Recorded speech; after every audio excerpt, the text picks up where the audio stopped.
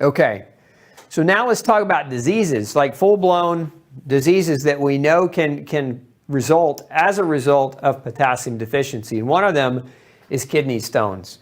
So if you've ever been diagnosed with a kidney stone, ask your doctor, measure potassium. Let's change our color here. Let's get something a little bit easier to read. So measure that potassium. If you've ever been diagnosed with kidney stones, you got to make sure that your potassium levels are normal. Heart disease, again, this could be heart arrhythmias, heart palpitations. It could also be elevations in blood pressure, which is a form many people consider to be a form of heart disease. Vasoconstriction of your blood vessels. They don't dilate very well. That's why the pressure goes up. Well, that can reduce your oxygen to your other tissues and lead to all types of problems. Bone loss is associated, or osteoporosis is associated with long-term potassium deficiency. Stroke can be a condition caused by potassium deficiency. This is what I was saying earlier, is that this is one of the nutrients, right? It's essential, meaning your body can't produce it. You have to eat it. You have to get enough in your diet. And when you're too low over time, it can kill you, right? And the way it kills you, death, right, is through, these are some of those mechanisms. So type 2 diabetes, again, what did we say earlier? We said that potassium could reduce your insulin. That could lead to the doctor wanting to put you on a diabetic medication that can actually have side effects nutritionally that increase your risk for the development of heart disease. And so then we also have a disease called encephalopathy, which is the swelling of the brain, and mental dysfunction or mental disorders. Now, what's interesting here, mental disorders, some like depression is an example, or bipolar. With these types of diseases, there are certain meds that doctors will prescribe, certain antipsychotic meds or certain medications, emotional medications that lead to increase in blood sugar, right, that affect your potassium as well. So a lot of your antipsychotic medications will actually contribute to diabetes and again, increase your blood sugar, thus increasing your risk for the development of a potassium deficiency. So you got to be careful there. So those of you listening to this that are on these medications, again, don't stop your medicines. That's the conversation that you need to have with your prescribing doctor. What you really want to do is you want to go in there armed with this information so that you can ask for the right type of testing. Okay, so I've talked a lot about the different potential for medications, but this is a list. You can see here, this is a list of some of the medications that we're absolutely certain will cause potassium deficiency. And one is steroids. So corticosteroids, corticosteroids will deplete potassium. One of the reasons why we know this is because so many people go on corticosteroids to block inflammation, and we'll see their potassium levels start to drop. So if you've ever suffered or struggled with chronic inflammation, chronic autoimmune disease, chronic pain, and your doctors have you on a corticosteroid, something like prednisone or methylprednisone, etc., you know that one of the side effects is potassium depletion. Now, on the same token, if you have intense stress in your life, so if you're under a lot of stress, your body is going to produce cortisol, more cortisol of your own. And this is one of the reasons why chronic stress will also deplete potassium levels. So again, chronic stress causes your body to make the hormone that lowers potassium, but taking the synthetic versions of that same hormone will also deplete potassium levels. So be aware of that, because again, if you're taking medicine or if you're chronically stressed, you need to consider having your potassium monitored or measured to see whether or not it's something that is going to be needed to be elevated.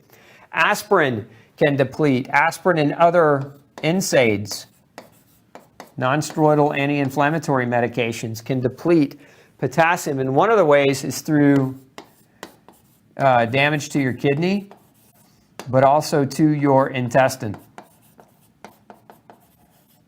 Inflammation in your intestine depletes your body's ability to absorb potassium. And we see this is super common. For those of you, again, who followed me, maybe some of you are celiac diagnosed, or maybe some of you are what are non-celiac gluten sensitive, right? Where you have a gluten issue but you don't have celiac disease, but the damage to your gut is there, this can actually cause potassium deficiency in a big way. We'll see this too in people that have like chronic vomiting or chronic diarrhea, again, inflammatory bowel disease. So it's not just celiac disease, but it can also be Crohn's and ulcerative colitis.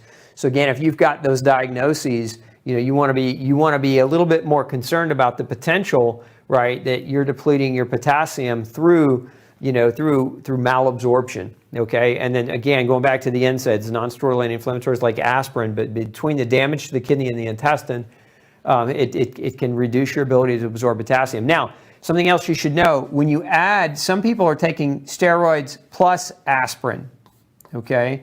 So there's like a 1-2, they're doing them both. When you add these two together, they work synergistically and they create even more gut damage. So it's important to know that too. If your doctor's putting you on both, then the effect is even greater and can create greater degrees of side effects. Additionally, we have diuretics here. Diuretics, as I've mentioned a number of times, diuretics deplete potassium. And as they deplete potassium, can create the very disease that they're intended to treat. Remember, for most people, what are the diuretics treating? Excessive fluid retention or high blood pressure, right? And so again, when you lower potassium, that you actually will increase blood pressure. So again, if you're being treated for high blood pressure and your doctor's not monitoring your potassium, but you're taking a diuretic, you definitely want to make sure that you ask when next time you go visit your doc and say, hey, look, we need to be monitoring my potassium. I'm aware that this drug can deplete it. Now, interestingly enough, some blood pressure medications will actually elevate your potassium. And so there's another side to this. Too much potassium can also create problems. And so there's a class of medications called ARBs. That stands for angiotensin receptor blockers. These particular medicines actually increase your potassium and can put you in danger, because increased potassium can also be deadly and can be dangerous. Now, interestingly enough, this same class of medication here has also been shown to cause villus atrophy, to cause the same damage to the intestines that gluten can cause. So again, something worth noting, because there are, I think last I checked, about 130 studies or so that show that this class of medications cause villus atrophy in certain people. Not in everyone, but in some people, and you want to be aware of that, especially if you've been diagnosed with gluten sensitivity and you're taking that medication. And then lastly, we have antibiotics. Antibiotics are also known to deplete potassium. So if you've been, chronically been using antibiotics, sometimes people come into my office and, they'll tell me, when I was a kid, for the first 18 months of my life, my parents had me on antibiotics. Or they'll tell me, hey, look, I've struggled and battled with chronic urinary tract infections, and so I've been on antibiotics in total, 4 or 5 years of my life I've been taking antibiotics. And nobody's ever even bothered to measure that potassium level or consider potassium as a potential for many of the symptoms that they were experiencing. So it's important to know, if you're taking any of these medicines, or if you have a strong history of using any of these medicines, and you have any of these problems here, or any of these symptoms here, then you definitely want to have that conversation with your doctor and get more investigation done, because otherwise, what could very, very well be a simple problem to fix may turn into a major catastrophe. Now, let's talk about food sources for potassium. Now, if you're trying to supplement, a lot of people say, well, what's the best potassium supplement? Potassium supplements, generally speaking, you're not going to get them higher than 99 milligrams per dose. So like if you're, if there's one, if you're taking a pill form of potassium, 99 milligrams per dose is about the max of what a pill can contain. And that's in a sense, that's pretty kind of problematic, because in order to get your daily recommended intake of potassium, you need about 4,700 milligrams a day, right? So basically, you'd need 47 pills if they were 99 milligram doses, and that's not realistic to do. So it's not a super effective way to get your potassium levels up.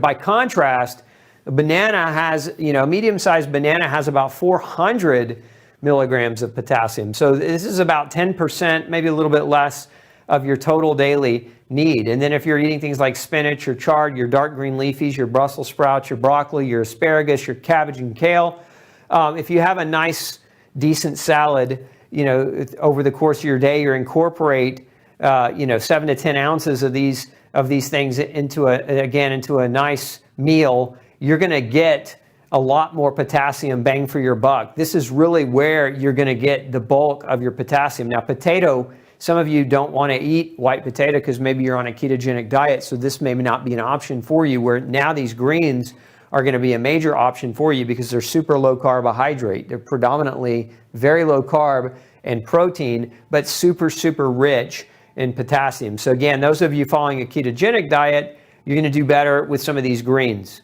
okay? Those of you not really following a ketogenic diet, following no grain, no pain, which is basically, it's not a ketogenic diet. We follow what's called the rule of thirds, where you get about a third of your calories from fats, a third from carb, and a third from protein. So it's a more balanced diet. But all of these things are acceptable unless you're sensitive or allergic to them, right? Now, some people say, well, what about meat? Because there's a crowd of folks out there that are following this really aggressive carnivore-style diet, and you get potassium from meat. But, as to quantity, let me give you an example. 3 to 4 ounces, let's just say you're eating turkey, you're going to get, about 400 milligrams. The same you might get 400 milligrams of potassium in that serving. Same amount you might get in a banana, right? A good-sized banana. So, same thing with beef. If you eat 6-ounce steak, for example, you might get about 4 to 500 milligrams of potassium from that. So it's not that meat is totally devoid. And again, if you're selecting, free-range organic, grass-fed, those are all good choices. And again, if you're not a vegetarian, those are all good choices. But pound for pound, right?